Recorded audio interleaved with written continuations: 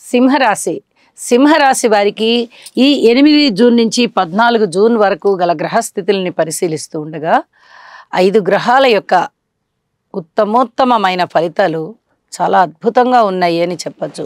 తృతీయ స్థానంలో చంద్రుడు బాగున్నారు, నవమ స్థానంలో శుక్రాచార్యుల వారు బాగున్నారు, దశమంలో రవి బాగున్నారు, ఏకాదశంలో బుధ గురులు బాగున్నారు.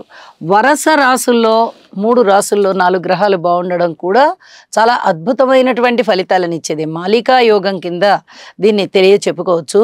అయితే రాశిలో కుజకేతువులు ఉన్నారు. ఇది ఒక్కటి మటుకు జాగ్రత్తగా ఉండవలసినటువంటి అవసరం ఉంది. ఇక్కడ ఎవరికైనా జన్మజాతకంలో సర్పదోషం ఉన్నట్లయితే ఏ రకంగా అయినా కుజరాహుల స్థితులు కానీ కలయికలు కానీ దృష్టులు కానీ పడినట్టయితే వారు ఇప్పుడు కూడా ఎన్ని పరిహారాలు చేసుకున్నప్పటికీ కొన్ని జాగ్రత్తలు అయితే తీసుకోవాల్సినటువంటి పరిస్థితి ఉంది.